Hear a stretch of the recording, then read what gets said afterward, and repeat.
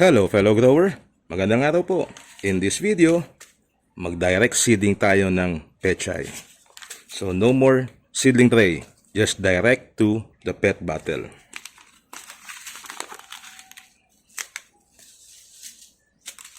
Let's poke a hole.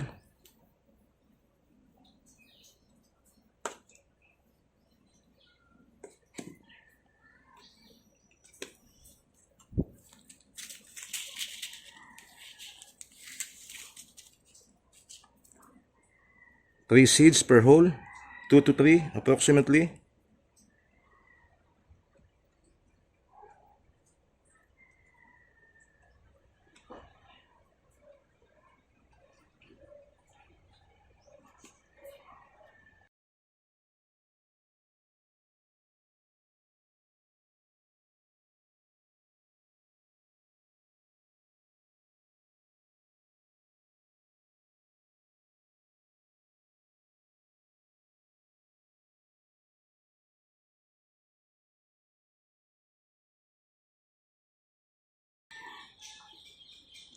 Close the hole, like so.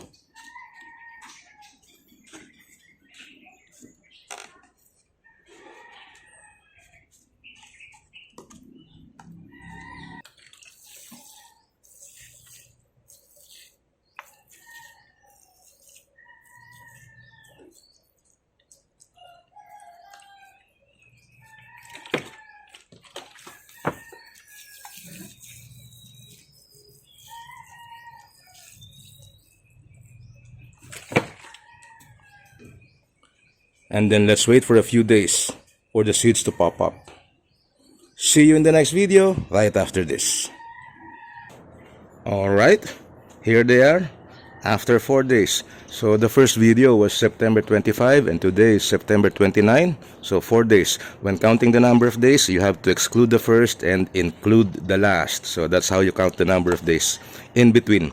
At anyway, eto na po ang itsura niya. Ayan. After just 4 days. At least 1 inch na ang taas ng karamihan sa kanila. So, naglagay tayo 2 to 3 seeds each bottle. And yung iba, I dropped 4 seeds. Oh. But yung kagandahan nun, halimbawa ito, we dropped 3 seeds and only 1 sprouted. So, it's better to drop more than 1 always. Okay, so ngayon sa ganitong stage niya, kailangan po ito pinapaarawan na natin. Otherwise, ay magiging leggy yung ating mga seedlings. So you have to introduce them to sunlight. Morning sun muna hanggang sa makakaya nila yung init. So halimbawa, nilagay mo siya ng alas 6 hanggang bandang alas 10. Halimbawa, hanggang kaya niya yung init. Yung nakita mong hindi naman siya malalanta. Pagka siya malalanta na, then i-pull out na, ilagay mo na sa lilim, and then later in the afternoon, siguro pagka medyo hindi na masyadong mainit ang araw, paarawan siya ulit. Importante po yon para hindi siya maging leggy, and at the same time, doon sa tinatawag natin na hardening, para siya tumibay sa init ng araw. And after doing that, yung hardening stage for a few days, pwede mo na siyang maibilad buong maghapon. Okay? Pagka po na-expose sa arawan ng itong ating mga pechay, mas mabilis ang kanilang magiging paglaki. Pero syempre, pwede rin sila lumaki kahit na nasa partial shade lang ang kinalalagyan niya. But in my experience, full sun dapat talaga ang pechay para makapag-harvest ka in 30 days. So this is the beauty of direct seeding. There is no more need for seedling tray. Second, we can skip the transplanting stage, which is also sometimes tedious, you know. And third, we can prevent shock from the seedlings due to transplanting. In that case, when they experience shock, they have to recover for a few days. So we can prevent that from happening. So they will stay here until they are ready to harvest. Okay, so this time, ang gagawin naman natin ay yung tinatawag na thinning. So I will remove some of the seedlings and maintain only 1 in each pet bottle.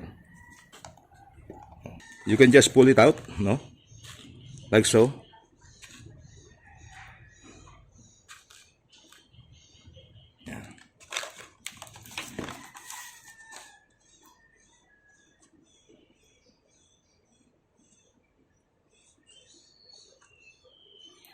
Some of them you can still replant if you want, if there are roots.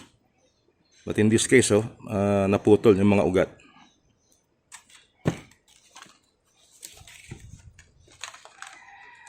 I have here a tweezer in case they're difficult to pull out. Normally, ang pinupull out ko dito ay yung medyo matataas na, yung mga nagiging leggy.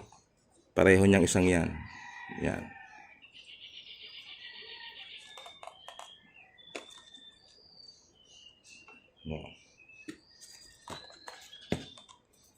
If you want to replant those pulled out seedlings, just put them in water first for them to rehydrate. Okay? This is if they are still having roots.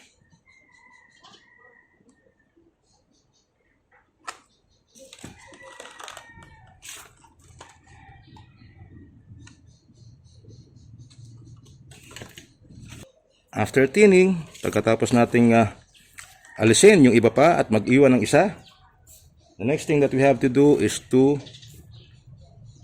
add soil. Add soil up to the neck of the seedling. This also helps to prevent them from being leggy. At ito rin yung dahilan, this is also the reason bakit ang lupa ko ay just more than half full. Para pag naglagay ako ng lupa, ay meron pa siyang space.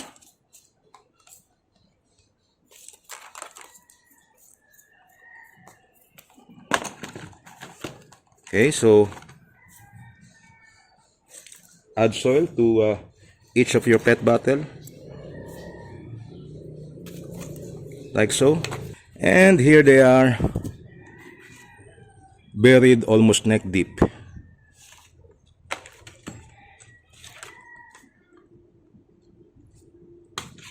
Next thing that we have to do is to pour some water.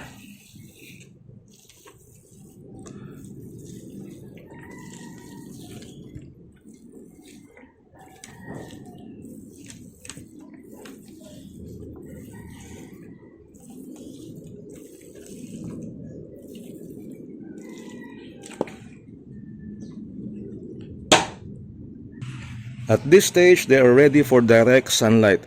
As for fertilization, do it when your seedlings already have 4 leaves. Okay, 4 to 6 leaves, that will be the time to fertilize. Or, at least in my case, I would still observe because this medium that I used has vermicast already. So, maybe after 1 month or 15 days, I will fertilize. But the point is, you have to observe when your seedlings or your plant needs to be fertilized. So you can use whatever fertilizer you have. It could be organic or inorganic, no? Yung synthetic na tinatawag ng karamihan sa atin. Or if you want to go organic, it's your choice. I don't want to impose on any kind of fertilizer that must be used. But basically, they have to be fertilized when the seedlings already have 4 to 6 leaves. O nga pala, I have other videos pa when it comes to pechay growing in PET bottle. So I will post one of my videos about pechay growing towards the end of this video.